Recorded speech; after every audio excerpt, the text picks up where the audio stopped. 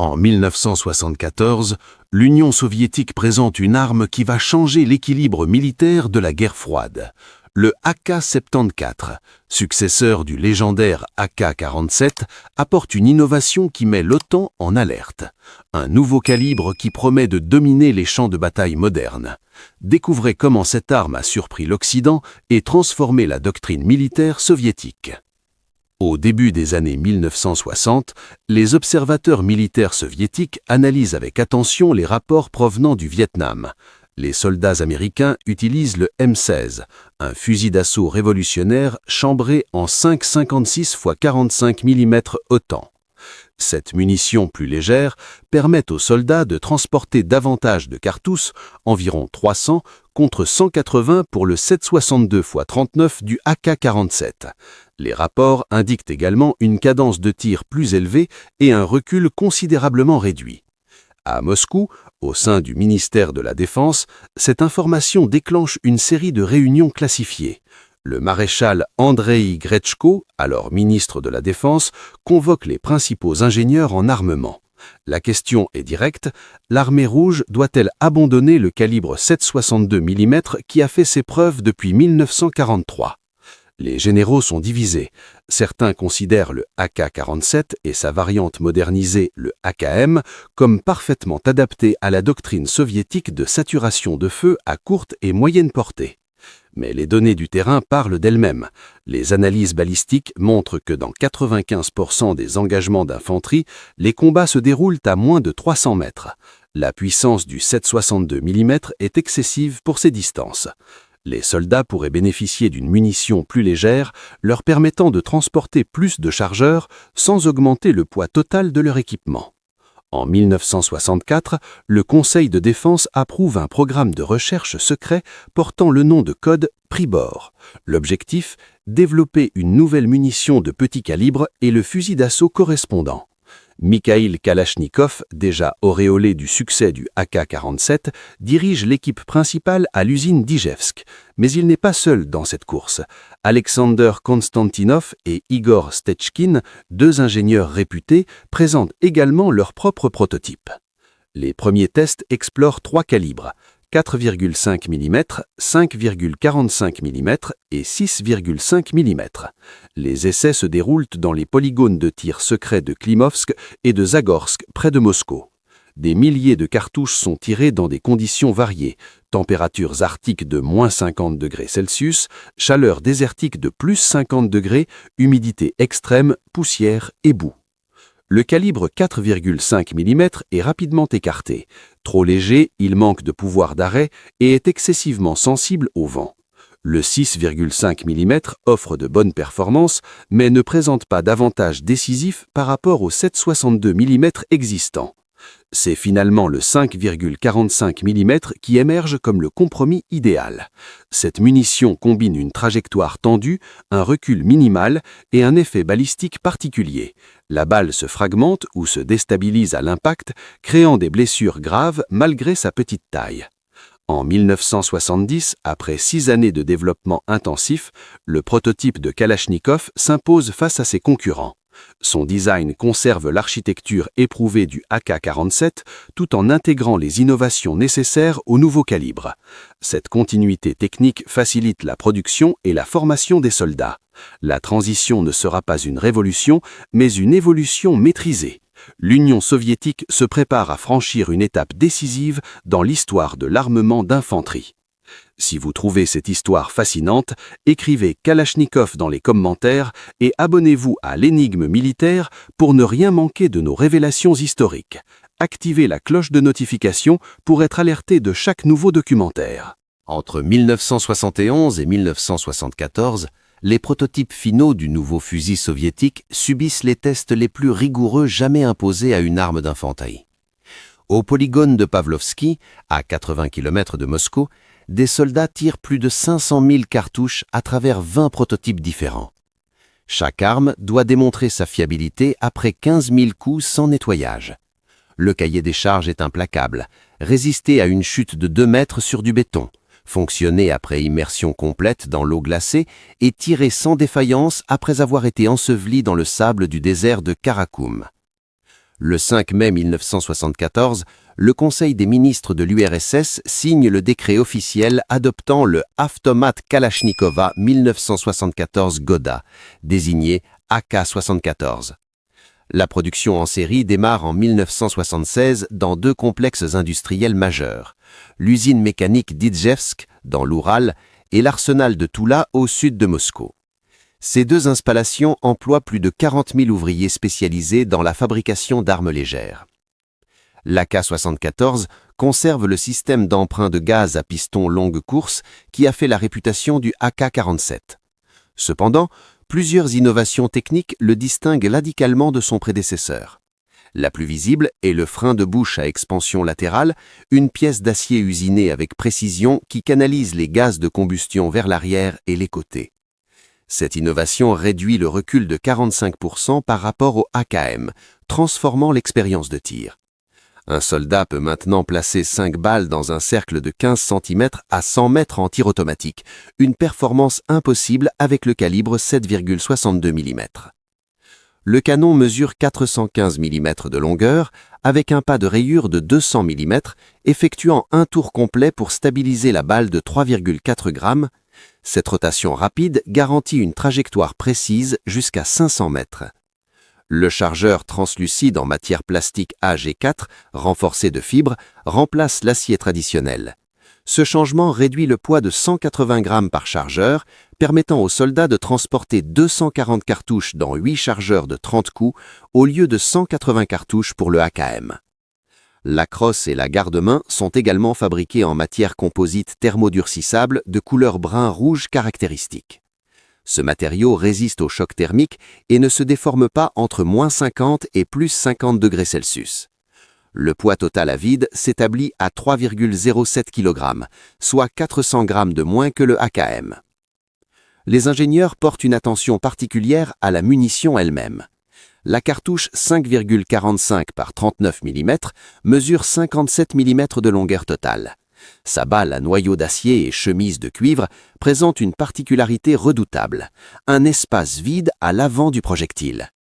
Au moment de l'impact, cette cavité provoque une déstabilisation violente de la balle qui commence à basculer à l'intérieur du tissu biologique, créant un canal de blessure bien plus important que ne le suggère le petit calibre.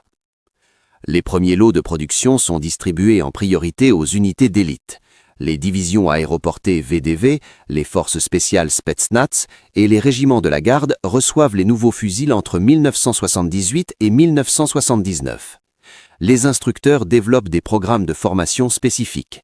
Les soldats découvrent qu'ils peuvent tirer en rafales contrôlées de 3 à 5 coups avec une précision maintenue, technique impossible avec le AK-47. En 1978, 3 variantes sont déjà en production. L'AK-74 standard, l'AKS-74 avec crosse métallique pliante en triangle pour les troupes aéroportées et le compact AKS-74U avec un canon de seulement 206 mm destiné aux équipages de blindés et aux forces spéciales. L'Union soviétique dispose désormais d'une famille complète d'armes légères. Le monde occidental ignore encore tout de cette révolution silencieuse. Cette ignorance ne durera pas longtemps.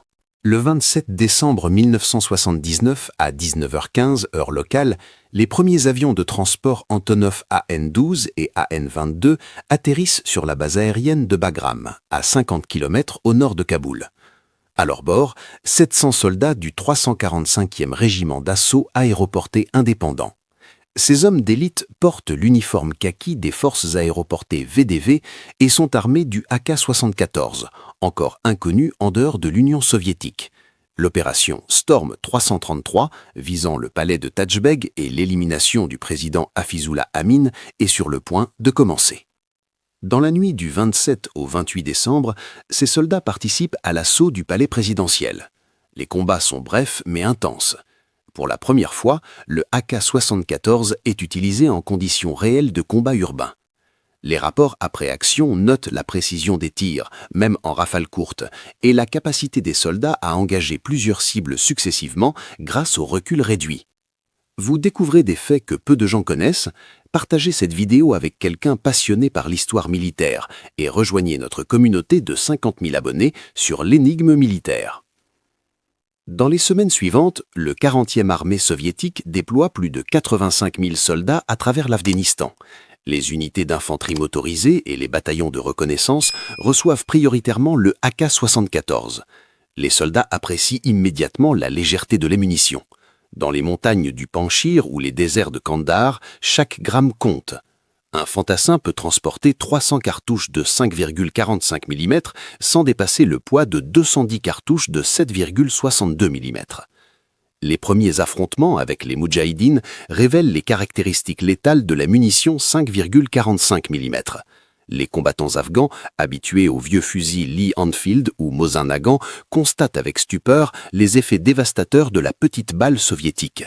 La munition gagne rapidement un surnom sinistre parmi les insurgés, Okota, la chasse, en référence à sa létalité inattendue. Les services de renseignement occidentaux prennent conscience de l'existence du AK-74 grâce aux Moudjahidines. En avril 1980, un groupe de résistance commandé par Ahmad Shah Massoud capture un soldat soviétique blessé dans la vallée du Panchir. Avec lui, un AK-74 en parfait état, numéro de série AC-4783. La CIA, déjà active dans le soutien aux résistants afghans, manifeste immédiatement son intérêt pour cette arme inconnue. Les agents américains à Peshawar, au Pakistan, négocient l'acquisition de ce premier exemplaire. Le prix atteint 5 000 $, une somme considérable pour l'époque. Le fusil est transporté clandestinement vers les États-Unis dans une valise diplomatique. Au Aberdeen Proving Ground, dans le Maryland, les ingénieurs militaires américains examinent minutieusement chaque composant. Leur surprise est totale en découvrant le calibre 5,45 mm et ses caractéristiques balistiques proches du 5,56 mm au temps. Entre 1980 et 1984, les Moudjahidines capturent ou récupèrent environ 1200 AK-74 sur les champs de bataille afghans. Paradoxalement, beaucoup préfèrent continuer à utiliser le AK-47 ou le AKM. La raison est logistique. La munition 5,45 mm reste rare dans leurs arsenaux, principalement alimentés par des stocks d'armes chinoises et égyptiennes en 7,62-39. Les AK-74 capturés sont souvent revendus aux services de renseignement occidentaux plutôt que conservés pour le combat. Les conditions extrêmes de l'Afghanistan testent le AK-74 au-delà des protocoles de laboratoire. Dans les montagnes du Hindou-Kush, les températures descendent à moins 30 degrés Celsius en hiver. Dans les plaines désertiques de Helmand, elles dépassent 45 degrés en été. Le sable omniprésent s'infiltre partout. Les soldats soviétiques rapportent que le AK-74 maintient sa légendaire réalibilité. Le nettoyage quotidien reste recommandé, mais l'arme continue de fonctionner même négligée pendant plusieurs jours de patrouille. Les batailles dans les gorges étroites et les villages fortifiés d'adobes révèlent une limitation. La munition 5,45 mm pénètre moins efficacement les murs épais que le 7,62 mm. Certaines unités gardent des AKM pour les combats urbains où la puissance de pénétration reste essentielle. Mais globalement, le bilan du AK-74 en Afghanistan est positif. L'arme a prouvé sa valeur au combat et confirmé les choix techniques effectués 10 ans plus tôt à Ijevsk. L'Occident sait désormais que l'Union soviétique a franchi un cap technologique majeur. Au printemps 1980, dans les bureaux du Pentagone à Washington, l'analyse du premier AK-74 capturé provoque une onde de choc silencieuse. Les experts en armement du Defense Intelligence Agency examinent les photographies aux rayons X de la munition 5,45-39 mm. La conception, avec cavité antérieure, rappelle certains projectiles expérimentaux américains des années 1960. Les soviétiques n'ont pas seulement copié le concept de petit calibre du M16, ils ont développé une solution techniquement distincte et potentiellement supérieure dans certains aspects. Le colonel Thomas P. Earhart, analyste senior en armement d'infanterie, rédige un rapport classifié de 47 pages. Ses conclusions sont dérangeantes. Le AK-74 combine la fiabilité proverbiale de la plateforme Kalachnikov avec les avantages balistiques du petit calibre. Alors que le M16A1 américain souffre encore de problèmes de fiabilité dans les environnements poussiéreux, le AK-74 semble avoir évité ses défauts de jeunesse. Le rapport circule parmi les états-majors de l'OTAN, générant des discussions intenses à Bruxelles. Les services de renseignement britanniques, français et allemands lancent leur propre programme d'acquisition. Le MI6 britannique obtient 2 exemplaires via des canaux pakistanais en 1981. La DGSE française en acquiert un troisième par l'intermédiaire de contacts afghans en 1982. Chaque nation effectue ses propres tests balistiques. Le Royal Armament Research and Development Establishment à Fort Halstead, au Royaume-Uni, teste la pénétration de la munition 5,45 mm à travers différents matériaux, bois, briques, métal, gilets pare-balles de génération 1980. Les résultats confirment un schéma préoccupant. La balle 5,45 mm perfore les gilets pare-balles standards de l'OTAN à 300 mètres. Son noyau en acier doux présente une dureté supérieure au projectile 5,56 mm à noyau de plomb. Les laboratoires de Saint-Oui, en France, analysent la métallurgie de la balle et découvrent un alliage d'acier contenant des traces de tungstène, augmentant la densité sans compromettre la stabilité en vol. En 1982, les premiers pays du pacte de Varsovie commencent la production sous licence. La Bulgarie transforme l'arsenal de Kazanlak pour produire l'Ak-74 bulgare, désigné AK-K74. L'usine Ernst Thälmann de Zuhl, en République démocratique allemande, lance sa propre version, le MPI AK-74N, équipé de série d'un rail latéral pour lunettes de visée nocturne NSP3. La Pologne choisit une approche différente en développant le Tantal WZ-88, une variante du AK-74 avec des modifications locales incluant un cache-flamme distinctif. La Roumanie, sous la direction de Nicolae Ceausescu, produit le AIM-74 à l'arsenal de Kudjir dans les Carpates. Les Roumains introduisent une garde-main en bois perforé caractéristique, préférant les matériaux traditionnels aux composites soviétiques. Entre 1982 et 1989, ces 4 pays produisent collectivement environ 800 000 AK-74 supplémentaires, renforçant l'arsenal du pacte de Varsovie. L'OTAN répond par des programmes de modernisation accélérés. Les États-Unis développent la munition M855 de 5,56 mm avec noyau pénétrant en acier, adoptée en 1982. Cette cartouche vise à égaler les capacités de perforation du 5,45 mm soviétique. La France accélère le développement du FAMAS, son fusil d'assaut Bullpup en 5,56 mm, qui entre en service généralisé en 1980. La Belgique finalise le FN-FNC, exporté vers plusieurs nations de l'OTAN. Les manuels de reconnaissance de l'OTAN sont mis à jour. Les soldats occidentaux reçoivent des fiches plastifiées illustrant les différentes variantes du AK-74, avec instruction d'identifier le frein de bouche caractéristique et les chargeurs orange-brun translucides. Les postes d'observation le long du rideau de fer, de la mer Baltique à la mer Noire, photographient méthodiquement les unités soviétiques lors des exercices, documentant la progression du remplacement du AKM par le AK-74. En 1985, une estimation du Janes Infantry Weapons évalue la production totale du AK-74 à environ 2,5 millions d'exemplaires. Les divisions soviétiques stationnées en Europe de l'Est sont presque entièrement rééquipées. Les régiments de première ligne disposent du matériel le plus récent, tandis que les unités de réserve conservent encore des AKM. Cette modernisation massive représente un investissement de plusieurs milliards de roubles, démontrant la priorité absolue accordée par Moscou à cette transition. L'équilibre des forces en Europe vient de basculer, silencieux mais significativement, en faveur du pacte de Varsovie dans le domaine de l'armement individuel. En 1991, lorsque l'Union soviétique se dissout, la production totale de l'Ak-74 et de ses variantes atteint 5,2 millions d'exemplaires selon les archives déclassifiées du ministère de la Défense russe. Cette arme, développée dans le secret durant la guerre froide, devient l'héritage militaire partagé par 15 républiques nouvellement indépendantes. Du Kazakhstan à l'Ukraine, de la Biélorussie à la Géorgie, chaque nouvelle nation hérite d'arsenaux contenant des dizaines de milliers d'Ak-74. La Fédération de Russie, successeur légal de l'URSS, poursuit la modernisation de la plateforme.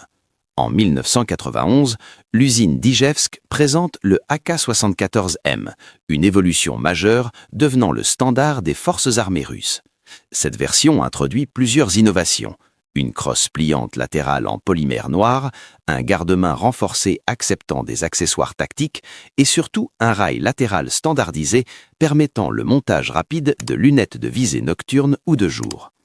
Le AK-74M pèse 3,4 kg à vide et conserve le même calibre 5,45 par 39 mm. Mais sa polyvalence est augmentée.